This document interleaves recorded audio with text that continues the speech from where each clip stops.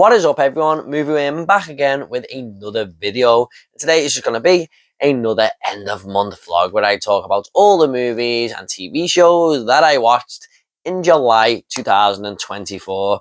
Now, July 2024 was, wow, the busiest month of my life. I mean, I was just trying to get the house sorted and stuff, and I tried to watch as much as possible, but it might be a little bit less than some months here, but we'll see. There's quite, I mean, I still think there's like 18 titles to talk about, something like that.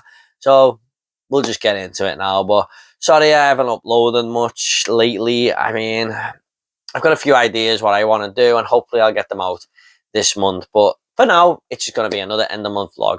I do have a Blu-ray and 4K update coming very soon as well. So let's just get into it now with the first thing that I watched in July.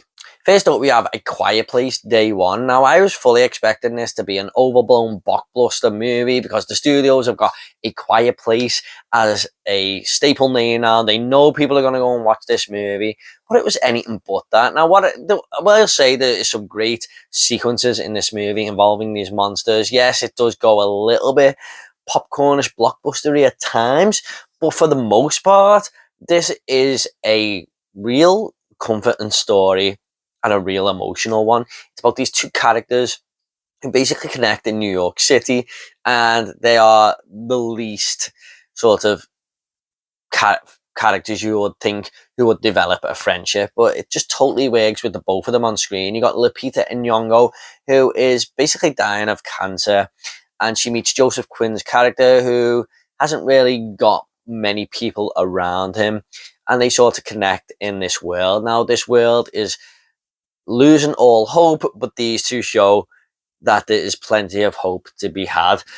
And I just loved how these two sort of work the chemistry on screen, how their friendship sort of went together.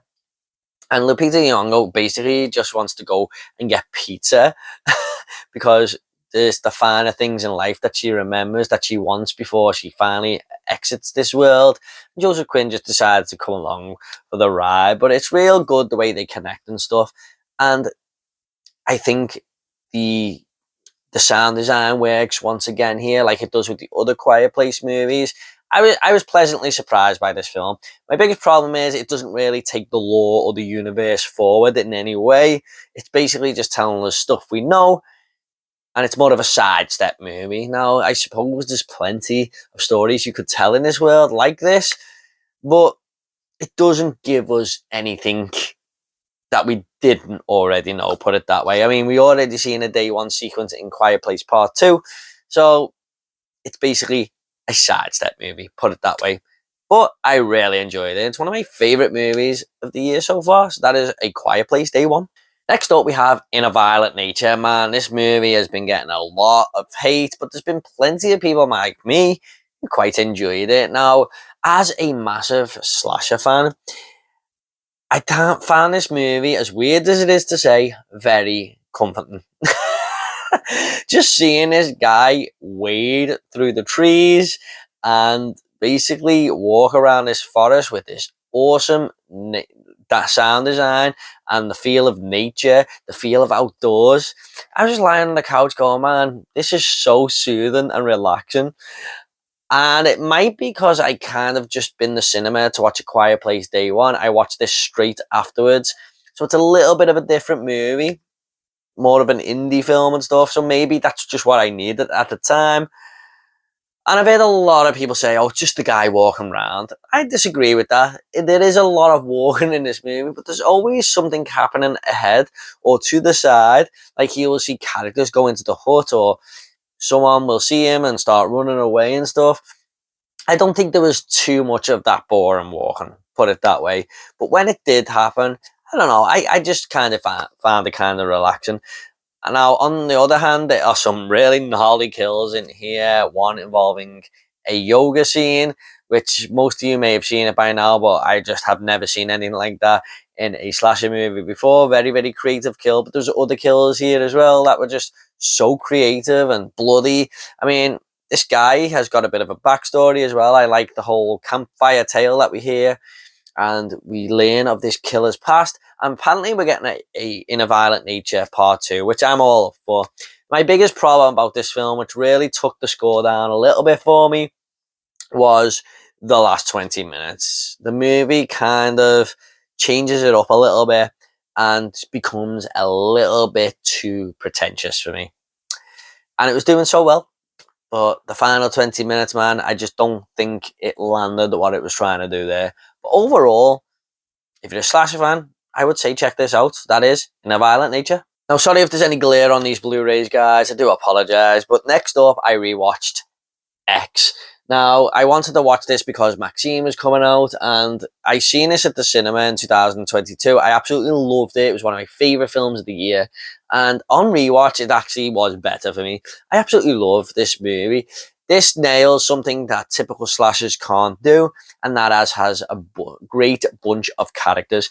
Every character in this movie is great to be around. I absolutely love Brittany Snow in this movie. I love Jenna Ortega. I love Mia Goth especially. Kid Cudi steals the show in some scenes. I couldn't believe that was him the first time I watched this film. It's basically about a bunch of characters going to make a porno in Texas, and they rent this little house, this farmhouse, off this older couple.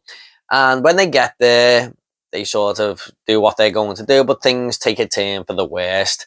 And basically a lot of killing happens. And it's just a real, inspiration from the Texas Chainsaw Massacre, what Ty West nailed here. He definitely got the 70s feel right. And I just think it's a wonderful slasher film. I absolutely love this movie, and I could watch it again right now. Such a fun time. And what I like about it, it doesn't focus too much on Mia Goth in this one, although Pearl and Maxine do. You kind of don't know who the main protagonist is until like the last 30 minutes. But yeah, I just think it's a great film. Absolutely love X. It's probably my favorite out of the three of them. But yeah, really enjoyed this on rewatch. That is X. And next up we do have Pearl. Another rewatch for me. I seen this the first time when it came out in 2022. And this is definitely Mia Goth's best performance, I feel. There's a lot of her on the screen in this one. Like she's basically she's the main star in this one, whereas in X, she sort of shared the screen time. There's a great monologue that she does here. There's a great end credit scene that she does.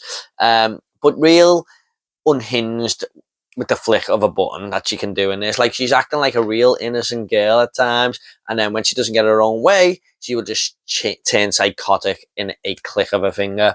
And that's really great what Mia Goth can do in this movie, showcasing her talent as a wonderful actress. And the visual style of this movie is unbelievable. It kind of reminds me of The Wizard of Oz. The start of The Wizard of Oz, and if it was in colour and if it was a horror movie. That's the best way I can describe it. Got the real technical feel to it. Sort of has Hitchcockian style visuals here as well. Like basically where they're in the farmhouse and the thunder and lightning outside, you can just tell it's a movie set and stuff, but it just totally works for the vibe it's going for. It's all set in 1918, I believe. Yeah, real small scale. I think this is more small scale than the other two. It's more of a linear movie, but it's a real treat. It really is. And what Ty West has accomplished with this trilogy is not short of magnificent. Just to having this, the first one in the 70s and this in like the 1910s or whatever, I mean, they just feel like totally different movies, but they both connect wonderfully. So that is Pearl. Next up, I watched Inside Out 2. Yes, took me a while to get round to this one, but I really enjoyed it. It's a great little sequel and definitely builds on the first one in a more productive way, I feel. So we've got like I forgot the girl's name from the first movie, I'm sorry, but she's going into like her teenage years here, and anxiety and stuff come into her life, and these characters are working in her head. And anxiety was such a great character because someone who's got a lot of anxiety myself, I really connected with that character. But there was other characters here as well that just came into the play that totally made it work, and they're sort of counteracting against the characters from our first movie. They're sort of arguing here and there, all fighting over the computer console. I thought that was really fun, but it really does show the character development of this young girl and basically how humans work. I mean, it's a real fun way of showing the human side, the human nature of what happens when we get older. And I thought this movie totally worked. It's got real cute and gorgeous visuals like most Pixar movies do. But I definitely thought this was one of the best Pixar movies they've done in years. A real solid sequel to the first film. That is Inside Out 2. And next up, we do have Maxine, my most anticipated horror movie of the year. And it didn't disappoint, guys. This is like in my top 3 movies of the year now. I've heard a lot of people say they didn't really like this movie too much, but I absolutely loved it. This was everything I wanted. I loved the whole giallo style of this film.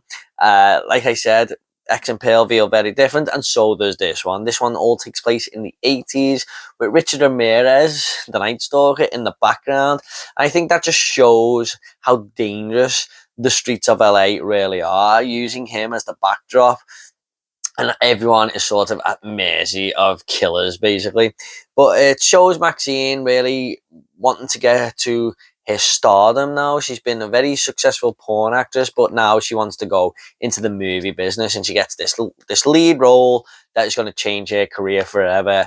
But people want to stop her and sort of bring her past back. And I feel that's very reminiscent of pop culture today and social media and stuff. Because these days, when someone gets a little bit famous or does something right, a lot of people do want to drag them down. So I thought that was good social commentary to have there.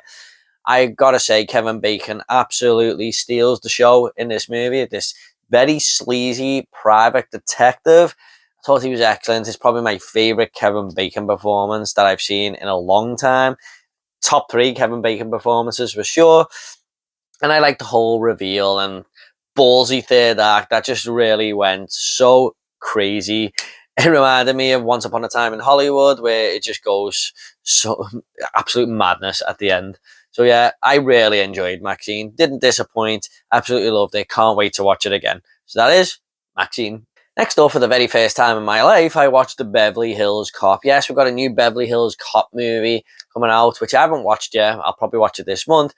But I wanted to visit the first 3 first. And this one, I I really enjoyed it. It was a good, simple little story about this cop played by Eddie Murphy who's going to investigate the death of his friend and get to the bottom of it all. And he has to go to LA, Beverly Hills, to basically uncover it all. But he's got no jurisdiction there, so he has to work with the local police force and make a few friends in the police force to sort of get to the bottom of it, really. But man, Eddie Murphy's laugh in this movie really grated on me. Like, it was my biggest negative with the film. I believe this is Eddie Murphy's true laugh. But, oh man, it was the one thing that was stopping me enjoying the movie fully. But I did have a fun time with it. The theme tune in this film just absolutely stuck in my head for weeks afterwards. Like, the Crazy Frog ring tune, if you know it. It was actually the Beverly Hills Cop ringtone. And my God, man, I absolutely loved it. It totally worked for the movie. Eddie Murphy, apart from his laugh, there's still a lot of fun in this. I love Judge Reinhold and the other guy, I'm sorry, who he teams up with. I thought they were a good little triple team there to take down the bad guys, basically. And there was some fun bad guys in this movie as well. So overall, I didn't mind Beverly Hills Cop. I think this is definitely going to be a grower if I watch it again. I'm thinking about adding that to the collection now. But yeah, I'm glad I've finally seen it. Probably one of the most popular movies I have never seen. So that is Beverly Hills Cop. Next up, we have Hitman, starring Glenn Powell, from director Richard Linklater. Now, I wasn't quite sure on this. I thought this just looked like another stupid Netflix movie that they throw out all the time. But I heard a lot of people talking about it and saying how good it was. I think it was Ellis on the Total Movie Recall stream and the guys over there talking about how much they enjoyed this movie. I thought, you know what, I'm going to give this a go then. I've heard too many people now talk about it. By the way, I'll leave a link to Ellis's video channel down below. Definitely go over there and check out his podcast, guys. It's great. But they were talking about this and I thought, I'm going to give it a go. And me and my wife really enjoyed this movie. This is basically about Glenn Powell's character, who he dresses up as a hitman. He goes to speak to someone who has hired the hitman, and that person is arrested before any action can be taken out. So basically, he's an undercover cop disguised as a hitman, and he gets loads of people arrested and stuff, and he's really good at his job. He's really good in the acting department to sort of coax these characters into believing that he's a hitman, and it really does showcase the talents of Glen Powell as well. But one point, this woman comes in, and she's a really nice looking woman, it's got to be said, and Glen Powell sort of gets the hots for her and falls for it a little bit, and he tries to persuade her to not go through with this, and he's sort of caught in a catch-22 situation because he can't really lie to the police force, but he also really wants to help this girl as well. And it's a real cool idea. I thought this movie totally worked for what it was going for. I thought Glen Powell was great in this. I just had a really fun time with it. I mean, it's a bit of a dark comedy. I wouldn't say it's a laugh out loud movie or anything, but there's some good humour in there at times for what it's going for. But I just thought this was a real clever film. Looks can be deceiving. Never judge a book by its cover. So I just seen that Netflix logo and thought, eh. But it was one of my more favourite movies of the year, I've got to say. So that is Hitman. Definitely worth checking out. Next up, we have Longlegs, one of my most anticipated movies of the year. And lots of people have got this as their #1 movie of the year. I was kind of in the middle with it. I give it a positive score over on my horror channel. I'll leave the link to that channel down below. I give it a 7.5 out of 10, which isn't bad at all. I would like to rewatch this again. I think this is definitely going to grow on me the more I watch it. But it's basically about Maika Monroe's character, who is going to investigate this serial killer called Longlegs, played by Nicolas Cage. And he's basically killing families without going into the house. And she's kind of grasped how this is happening. How is he doing this? And it's been going on for years, basically. And there's a lot of devil worship involved. It's a very reminiscent of 90s crime movies like Silence of the Lambs and Seven, although it is a totally different story. But you get that feel. I thought Osgood Perkins, who directed this movie, the son of Anthony Perkins, was really great behind the camera. There's some real wide-angle shots here where you can just see everything on the screen, and the central shot is the last thing you're looking at because you're always thinking, what the hell is going on behind her here? You're always on edge. I heard people say this is the scariest movie of the year from the early reviews. It's not, but there are some moments that make you feel uncomfortable. And it's an interesting movie, you know. When it all unfolded, I thought it was a clever idea. I'm just not sure it fully landed for me at all. I mean, it was a good idea. It's not a masterpiece idea, in my opinion, but it was interesting to see. And I would really like to rewatch this one so I can pick up on some more little things. But overall, I did enjoy it. I just didn't love it as much as everyone else. Great performances all around. Maika Monroe, who's playing this sort of, there's something like a little bit off about her. You're not quite sure, but it will all fully make sense, you know, after the movie's finished. And Nicolas Cage is just unhinged in this movie at times. So yeah, he is quite creepy, I will admit. Longlegs didn't fully live up to what I was expecting, but it was still a pretty damn good movie. So that is Longlegs. Next up, I watched Beverly Hills Cop 2. Really thought this had a great opening, actually, with the bank robbery scene and stuff. But this one was a little bit more of a complexer story. I mean, I really like the simplicity of the first one, but it is basically more of the same. There's just a little bit more to get your nails into involving the crime and stuff, and there's a lot more action set pieces in this, especially towards the end. But it's basically just Eddie Murphy trying to take down some bad guys again with the help of his old friends. I definitely preferred the first one, but it's not a bad sequel. It is what it is. I'm looking forward to checking the third one out, which I haven't watched yet. I've heard it's terrible. These first two movies weren't bad, so and I would watch them again. I like in this one. What I liked about it most is the whole bank robbery stuff. I like it when movies focus on bank robbers and heists and stuff. So that did work for me here. But overall, I did like the first one just a little bit more. But not a bad sequel. Beverly Hills Cop 2. Now I'm going to hang my head in shame a little bit here, guys, because this is a horror movie that I have just never seen before and everyone else has, and I've just never got round to it. But I have now. and that is The Return of the Living Dead, which I bought on 4K a couple of months ago. Yeah, I had a really fun time with this, guys. I would definitely think this will grow more on rewatch. It's a movie that I could easily watch again right now, and it's basically just about a zombie outbreak in this sort of what is it, like a chemical factory sort of, and that does medicines and stuff. I think I can't quite remember. It's more of a chemical factory, and the zombie outbreak there, and it just goes insane, man. I mean, a lot of the movie focuses on this chemical factory, and a lot of it focuses in the graveyard next to it, because one of the guys who has been infected is waiting. All his friends are waiting outside for him. It's just, there's so many wacky characters here. Jesse Walsh's dad from Elm Street 2 is in there, just going off the hinges. um, there's some fun dialogue. There's some really cool looking zombies, especially the one that sort of gets up from the basement. I love the way they play on the fact that Night of the Living Dead is actually a true story. And the title all made sense when I watched this movie, that it's sort of basing it on Night of the Living Dead. There's a chick in this movie who's just naked throughout the film, and I thought she was kind of weird, to be honest. The music is amazing. One of the best scores I've ever heard in a movie. I've got to say, man, the ending of this movie is fucking bleak. Didn't expect it at all. But yeah, man, it's a real fun time. I have seen Return of the Living Dead 2 weirdly on VHS years ago, and I remember having a really fun time with that. So I do want to pick that one up for the collection as well.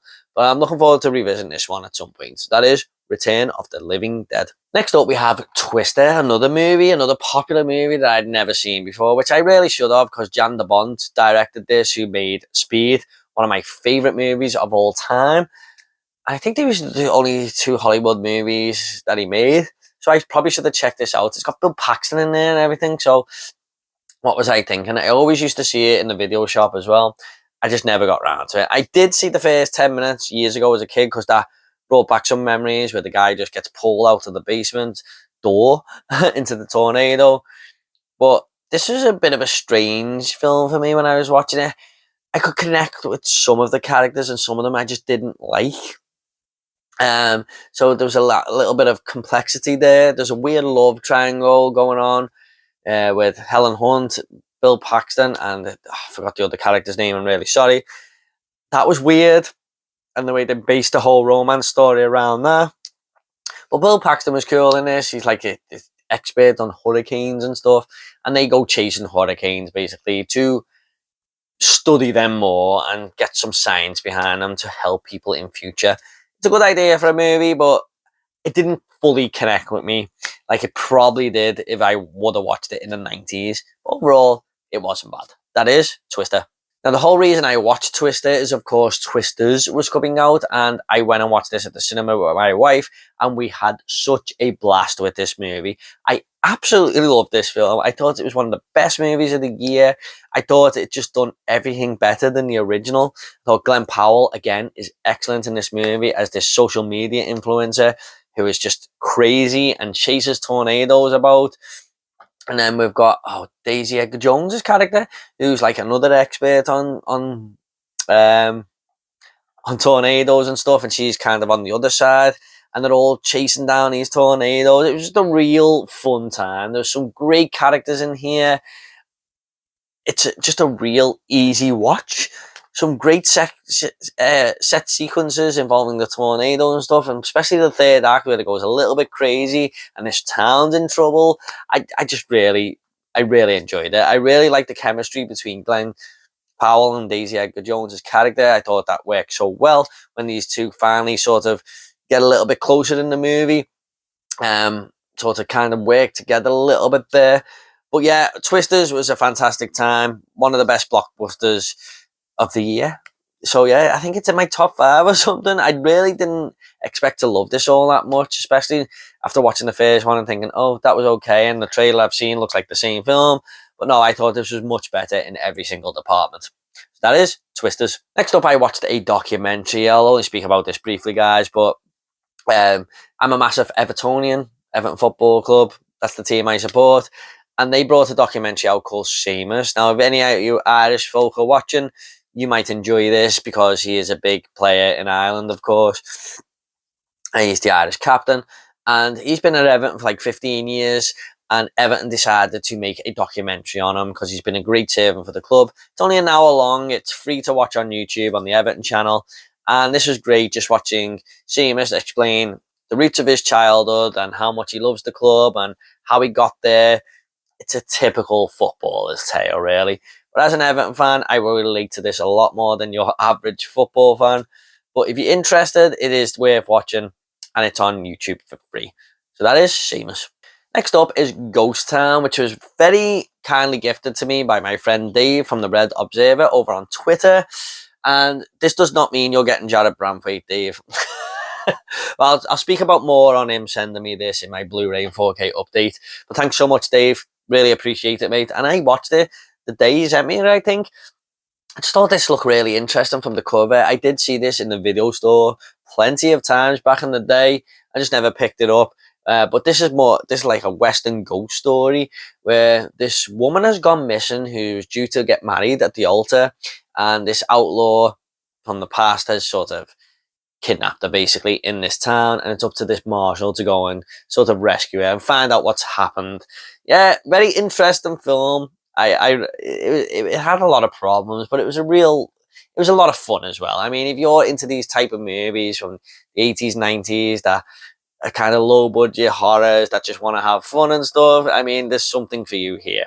And I really like the whole Western twist on it as well. So yeah, it wasn't bad. I really like some of the outlaws, the main outlaws, some of his gang. I thought they were really nasty bastards in this. But yeah, I enjoyed it. I'm really happy to have this in the collection. I would definitely watch it again. So Dave, thanks so much for sending me this, my friend. That is Ghost Town. Next up, another first time watch. And yes, most of you will not believe that this is a first time watch. Man, there's been some real popular first time watches in this video. I need to watch more movies, man. I really do.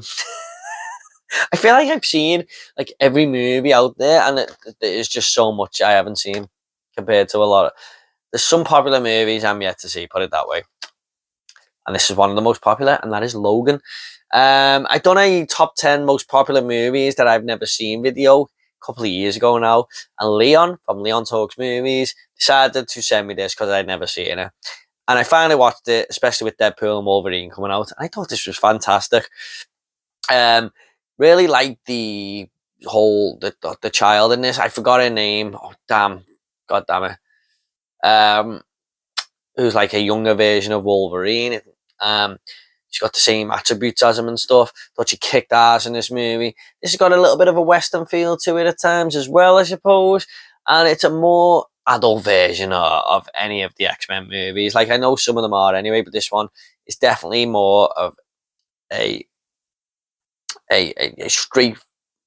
straight-laced movie, if you like. It doesn't go too comic booky or anything like that. It's one of them comic book movies that works because it's R-rated, put it that way. I thought Hugh Jackman was excellent in this movie. He always looks tired. He looks like he's done, and but he still kicks ass. And it's basically him trying to get this young girl to safety because a lot of people in pursuit. I really like the villain in this as well. But yeah, I thought this was really good. Really an interesting movie, and one of the best X-Men movies for sure. So Leon, thanks so much for sending me that, my friend. Great stuff. That is Logan. Next up, I watched Deadpool and Wolverine. Even though this movie was spoiled to me by, he knows who he is. I'm not going to name him because that's what he wants me to do. I don't really call people out on this channel, but fuck you, my friend. I got all these cameos ruined for me before I went in, but it was still awesome to see lots of these characters turn up in this film. I still can't believe people are sharing all these cameos and stuff. Like, some people may have been on holiday when this movie come out. It's still on at the cinema. Just give people a chance. But people just can't hold their own piss, can they? Well, that's the world we live in. The internet loves to spoil things now, doesn't it? I mean, we can't even go and see a Scream Unseen without fucking Odeon telling us what the movie is. Oh, here's 3 clues. Yes, everyone works it out. We all know what the movie we're going to see. It's pissing me off, man. Anyway, Rant over, that's another video for another time, which I may do. I thought this movie was hilarious. Like, I laughed my ass off so many times. Ryan Reynolds is fantastic in this film as Deadpool. He is just hilarious. And now a lot of the great comedic moments in this movie come from a lot of the cameos. And I'm not going to name them in case you haven't seen the movie yet. But man, I really did laugh my ass off at times. Hugh Jackman and Ryan Reynolds just bounce off one another. They work so well together. It's a match made in heaven, and it is so much fourth wall breaking, and poking fun. Marvel poking fun at themselves. I feel like this movie has come at the exact right time for Marvel, because it's listening to a lot of the fan complaints, and it's taking that into consideration. It's basically saying, we know you're pissed off, we're going to do better. And I just had a real fun time with it. Man, I was laughing my ass off so much at this movie. Actually went on my birthday. It was such a treat. But yeah, Deadpool and Wolverine, definitely one of the funnest times at the cinemas this year. That is Deadpool and Wolverine. And lastly, we do have, from this box set, Alien 3. I'll just move it over there so you can see the movie poster, guys. Yeah, I really liked this movie the first time I seen it, but I've only seen it the once. And on this watch, I liked it even more. This is the assembly cut. Now, it is bullshit what happens at the start of the movie to our main characters from Aliens. But if you can look past that, I think there's a pretty good Alien movie in there. We only have the one xenomorph here, but this movie showcases how dangerous that xenomorph actually is. You know, just going back to basics, just one of these things is enough. We've got Ripley here, who is the only survivor of the crash, basically going up against the xenomorph again. But it's all on this prison planet.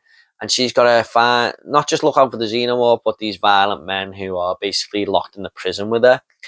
And she can still hold her own. She's Ripley, man. So, yeah, I think this is a real fun film. It's definitely the most violent out of the first three. Goes for the gore elements, which showcases how dangerous the xenomorph actually is.